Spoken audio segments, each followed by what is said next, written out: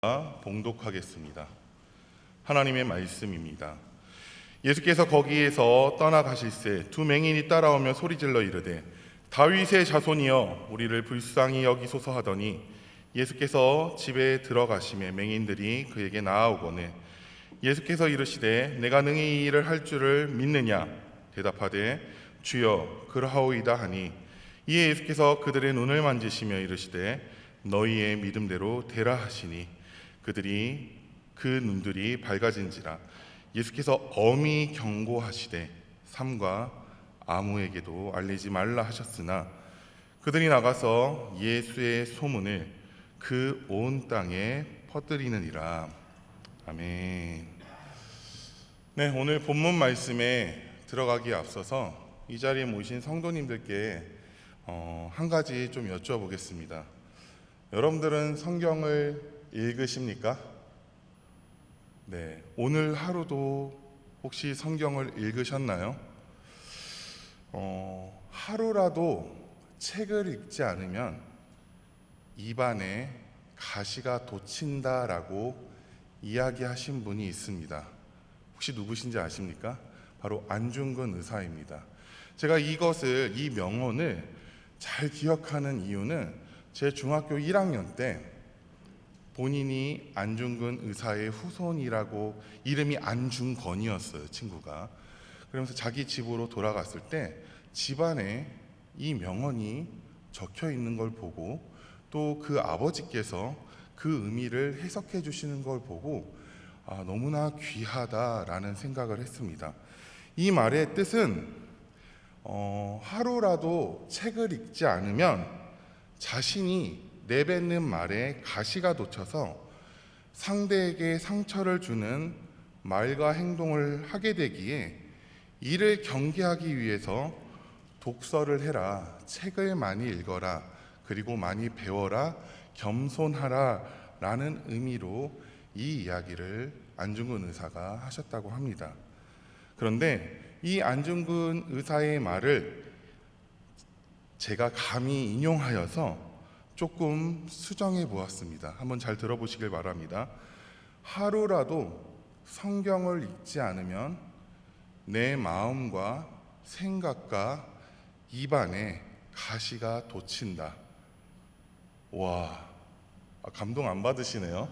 와, 제가 이거를 찾아봤는데 아무도 이거를 이렇게 인용한 사람이 없더라고요. 제가 처음으로 인용했습니다. 의미는 동일합니다.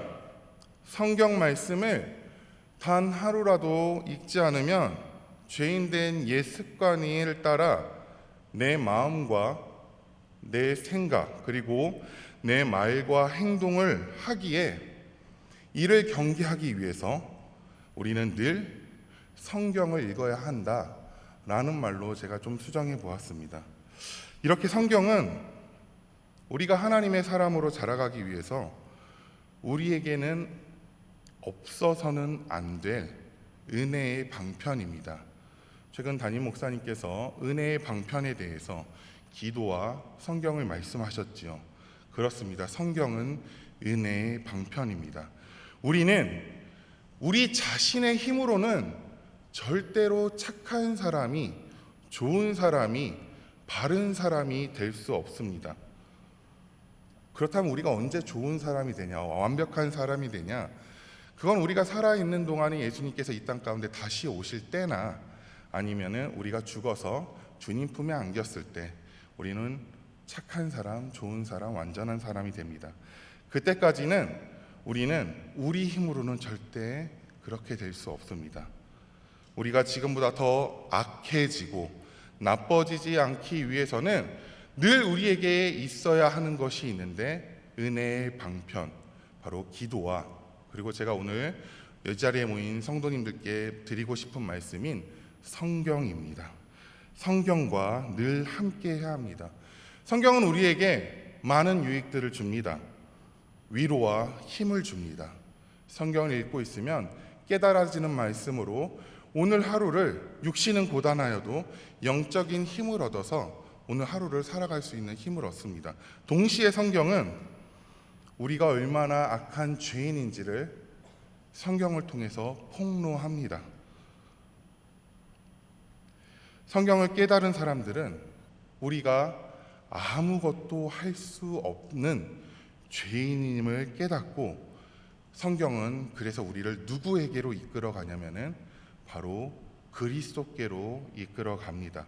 그리고 그리스도를 바라보게 하며 그리스도와 동행하게 합니다. 가끔씩 성경을 읽다 보면은 이러한 유익들을 통해서 우리는 신앙이 성장하지요.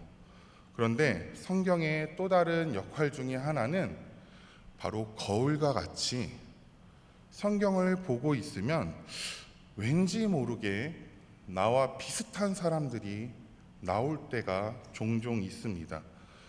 우리는 이 비슷한 모습이 좋은 모습이 아니라 죄인된 변화되어야 되는 모습임을 깨닫고 성경을 읽으면서 때로는 반면교사 삼아서 우리가 신앙이 자라갑니다.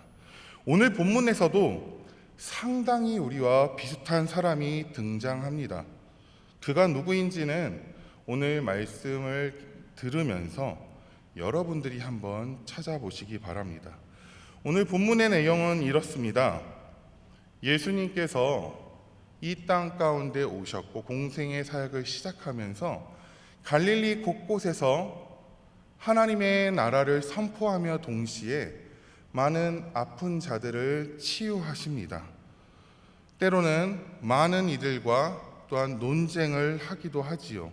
오늘 본문 이전에 어떤 말씀이 기록되어 있냐면은 세례 요한의 제자들과 금식 논쟁을 하는 예수님의 모습이 기록되어 있습니다. 그 이후에 혈류증 여인을 치료하시고 야이로라는 관리의 죽은 딸을 살리시는 예수님의 모습이 기록되어 있습니다.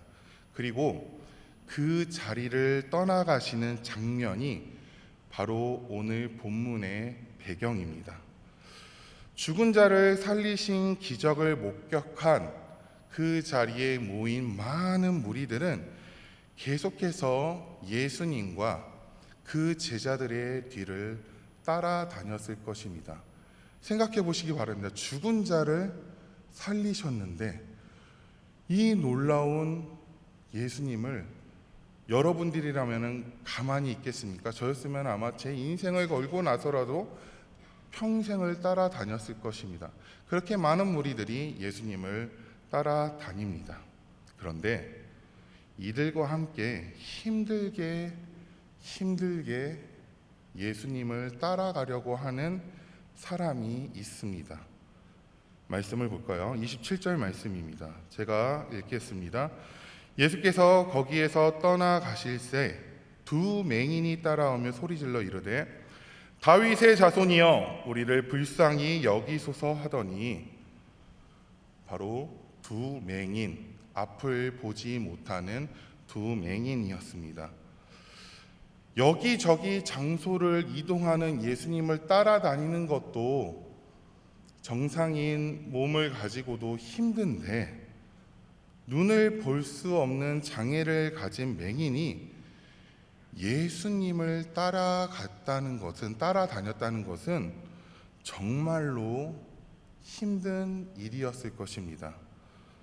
혹 그 무리의 대열에 이탈하기라도 한다면, 혹 그 대열을 놓치기라도 한다면 이 사람 저 사람에게 물어가며 아니 예수님이 어디 계세요? 어디로 가셨어요? 라고 하면서 그 예수님의 있는 곳을, 예수님을 만나고자 했던 것입니다.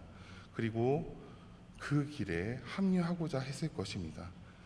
아무것도, 이것은 보지 않아도, 우리가 성경 말씀에 기록되어 있진 않아도 충분히 일어날 수 있는 일이죠.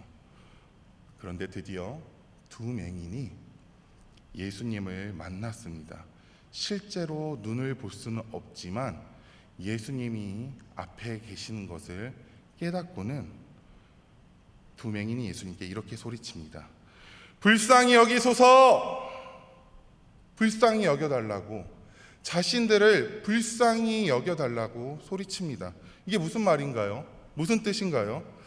이 외침은 이미 이전에 기적을 일으키신 예수님께서 혈류증을 치료하시고 죽은 야이로의 아이를 살리신 예수님께서 자신들을 돌보아 달라고, 자신들을 치료해 달라고 간절히 도와주기를 원하는 마음으로 지금 예수님을 불쌍히 여기소서라고 간절히 외치고 있는 것입니다. 구약 성경에 보면, 특별히 이사야서에 보면은 하나님께서 맹인의 눈을 여시는 날이, 맹인들이 하나님에 의해서 눈을 뜰 날이 올 거라는 말씀이 곳곳에 예언되어 있습니다. 몇 구절만 좀 찾아볼 텐데요. 이사야 29장 18절 말씀 자막을 보시고 여러분들이 큰 소리로 한번 읽어주시길 바랍니다. 시작.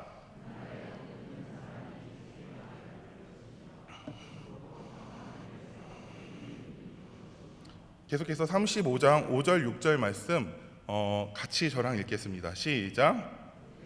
맹인의 눈이 밝을 것이며 못 듣는 사람의 귀가 열릴 것이며 그때에 저는 자는 사슴같이 뛸 것이며 말 못하는 자의 혀는 노래하리니 이는 광야에서 물이 쏟겠고 사망에서. 아멘. 이사야 말씀에 이 말씀 외에도 맹인들이 눈을 뜰 것이라는 말씀이 여러 군데에 또 기록이 되어 있습니다. 이 이사야 말씀을 이 맹인들이 알았는지 몰랐는지는 알 수는 없지만 그들은 자신들의 이 장애를, 앞을 보지 못하는 이 어려움을, 이 고난을 바로 예수님이 해결해 주실 거라는 믿음이 있었고, 그리고 예수님께 불쌍히 여겨달라고 지금 소리치고 있는 것입니다. 그런데 이 두 맹인이 예수님을 부르는 이름이 좀 독특합니다. 이 사람들은 예수님을 예수 선생이여, 선생이여, 랍비여 라고 부르지 않고 오늘 말씀해 보니까 다윗의 자손이라고 부릅니다. 이 말은 예수님이 메시아임을 고백하는 말이기도 합니다. 마태복음에서, 이 마태복음 오늘 본문이 9장인데요. 9장 이전에는 이 예수님을 향해서 다윗의 자손이라고 이야기한 적이 없습니다. 바로 이번이 처음이고, 이번을 시작으로 이들과 함께 몇몇 이들이 예수님을 바라보면서 다윗의 자손이여 라고 외칩니다. 바로 예수님이 자신들을 구원할 메시아임을 확신하고 다윗의 자손이여 불쌍히 여겨달라고 외치고 있습니다. 이 외침을 들은 예수님은 어떻게 하셨을까요? 당연히 바로 고쳐주셔야겠죠. 하지만 무슨 이유에선지 예수님이 바로 고쳐주시지 않습니다. 예수님께서는 이 맹인들의 간청과 부르심에 바로 응답하지 않습니다. 예수님은 그 자리에서 예수님이 머무르는 집까지 예수님은 가고, 맹인들은 바로 고쳐줄 줄만 알았던 예수님을 따라 그 집까지, 예수님이 계신 곳까지 또다시 힘들게 예수님을 물어가며 예수님이 계신 곳으로 갑니다. 맹인들은 포기하지 않았습니다. 맹인들은 예수님이 자신을 고쳐줄 거라는 확신을 가지고, 믿음을 가지고 다시금 예수님께 나아가고 있는 것입니다. 예수님께서 자신들을 치유할 수 있다는 것을 믿었고, 그래서 집까지 들어가서 부르짖고 있는 것입니다. 성경은 맹인들이 부르짖는 소리가 한 구절 기록되어 있지만 여러분들 생각해 보십시오. 어려운 상황 가운데 있을 때 도와주세요 라고 한 번 하고 그치는 사람은 없습니다. 계속해서 도와주세요, 도와주세요. 아마 그 마음이 너무 간절했을 것입니다. 예수님 그 마음을 당연히 아셨지요. 그리고 끝내 예수님께서는 이 맹인들을 바라보시면서 맹인들을 향하여 물어보십니다. 뭐라고 물어보시는지 28절 말씀에 기록이 되어 있는데요. 저와 함께 같이 한번 읽어볼까요? 시작. 예수께서 집에 들어가시매 맹인들이 그에게 나아오거늘 예수께서 이르시되 내가 능히 이 일을 할 줄을 믿느냐 대답하되 주여 그러하오이다 하니, 예수님께서 먼저 그들에게 또 바로 고쳐주시지 않으시고 물어보십니다. 그들에게 믿음을 직접적으로 물으신 것입니다. 예수님은 단순히 기적의 가능성, 즉 내가 치료해 줄 거라 믿느냐와 더불어 다윗의 자손이라고 고백한 그들에게 너희들이 나를 지금 다윗의 자손이라고 메시아라고 이야기했는데 내가 메시아임을 믿느냐라는 그 물음이 그 예수님의 물음에 담겨 있는 것입니다. 그리고 그들은 주저하지 않고 주여 그러하오이다. 네, 예수님 믿습니다. 예수님이 나의 이 병을 고쳐주실 것을 믿고 동시에 예수님이 메시아임을 저는 믿습니다 라고 답변합니다. 이들의 모습은 마치 되게 단순한 것처럼 보이지만 굉장히 심오합니다. 왜 저희가 가끔씩 자녀들이나 우리 어린이들이나 청소년들에게 어땠어? 오늘 목사님 말씀 어땠어? 오늘 학교에서 선생님 어땠어? 좋았어? 라고 끝나지 않습니까? 그런 단순한 말이지만은 지금 이들의 이 주여 그러하오이다 라는 이 짧은 한마디에는 굉장히 심오한, 그리고 이들이 얼마나 그들의 믿음이 견고한지를 또한 알려줍니다. 그들은 자신들의 믿음을 고백한 것입니다. 우리는 예배 때 사도신경을 통하여 성부, 성자, 성령, 삼위 하나님이 어떤 분이신지 우리의 입술로, 우리의 마음으로, 우리의 생각으로 고백합니다.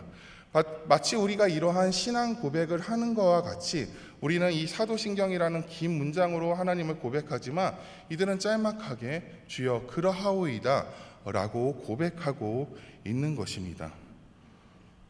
믿음을 모인 맹인들에게 예수님께서 다가가십니다. 다가가 눈을 만지시며 너희 믿음대로 되라 라고 말씀하시며 맹인들의 눈이 순식간에, 한순간에 밝아집니다. 그동안 앞을 보지 못했던 맹인들이 눈을 떴으니 얼마나 기뻤겠습니까? 마치 우리가 죽어 있었던 우리의 영혼이 예수님을 만남으로 우리 가운데 믿음이 심겨지고 예수님이 믿어지기 시작했을 때 주님은 나의 영원하신 구원자이십니다 라고 고백했던 그 기쁨과 그 희열이 지금 맹인들에게 있는 것입니다. 이렇게 기뻐하며 날뛰는 맹인들을 향하여 예수님께서 묵직하게 말씀을 던지십니다. 맹인들에게 엄히 경고하며 지금 일어난 일을, 지금 이 일을 다른 이들에게 알리지 말라라고 말씀하십니다. 왜 그랬는지는 알 수 없지만 예수님께서 그렇게 엄히 경고하십니다. 하지만 그들은 예수님의 이 경고와는 다르게 소문을, 자신들의 눈을 뜨게 한 그 상황을 온 땅에 퍼뜨립니다. 그 온 땅에 퍼뜨린 소식이 2000년이 지난 2023년을 살아가고 있는 지금 우리들에게까지 이 소문이 퍼졌으니 이 소문은 굉장히 계속해서 예수님 다시 오실 그날까지 뻗어갈 것입니다. 예수님의 이러한 경고는 앞으로 남은 공생의 사역을 위해서 말씀하셨지만 그들은 그 예수님의 마지막 말씀을 너무 가볍게 여기고 불순종합니다. 분명 그들은 처음에 예수님께서 엄히 경고하셨기에 그 당시에는 알리지 말아야지 라고 잠깐은 알리지 않았을 수도 있습니다. 하지만 그 시간은 오래가지 못했죠. 맹인들은 자신들의 눈이 밝아진 것을, 그리고 다른 사람들이 물어봤겠죠. 어떻게 눈을 떴어? 이야, 누가 그랬어? 라고 이런 질문들도 왔을 것이고, 그런 환경과 주어지는 상황 속에 이들은 결국 예수님의 말씀에 불순종합니다. 하나님의 능력과 기적이 위대했기에 마치 그들은 자신들이 예수님의 증인으로서 자신들을 고쳐주신 예수님에 대해서 이야기했을 것입니다. 그리고 그들 마음 가운데는 예수님이 얘기하셨지만 이거 전도하는 일이잖아, 이거 복음 전하는 일이잖아, 이거 증거하는 일이잖아 라고 생각했을 수도 있지요. 저라도 이 두 맹인과 같은 상황이었으면 아마 잠시도 이 그 놀라운 소식을 나 혼자만 갖고 있기는 어려웠을 것입니다. 온 사방에 다니면서 예수님이 나를 나를 눈을 뜨게 하셨어, 메시아가 이 땅 가운데 오셨어 라고 하면서 곳곳에 다녔을 것입니다. 그렇다면 예수님께서는 왜 이런 경고를 하시며 무엇을 기대하셨을까요? 아마도 예수님께서는 이 두 맹인들이 자신들에게 일어난 이 놀라운 변화의 내용들을 말하지 말라라고 하셨으니까 간직한 채, 그 놀라운 일들을 간직한 채 그것들에 대해서 숙고하시기를 원하셨을 것입니다. 그들이 예수님의 말씀에 순종하여 조용히 예배하고 예수님께서 자신에게 행한 일을 마음에 소중히 간직하시기를 바라셨을 것입니다. 하지만 그들은 그렇게 행하지 않았지요. 우리들의 모습과는 너무 비슷하지 않습니까? 우리는 마치 우리가 행하는 일이 선한 일이라고, 좋은 일이라고 우리 나름대로, 우리 생각대로 생각하지만 때로는 아버지의 뜻이, 하나님의 뜻이 아닐 수도 있다라는 부분을 여러분들 늘 기억하시고 말씀에 깨달은 대로 나아가시는 우리 성도님들 되시길 이 시간 축복합니다.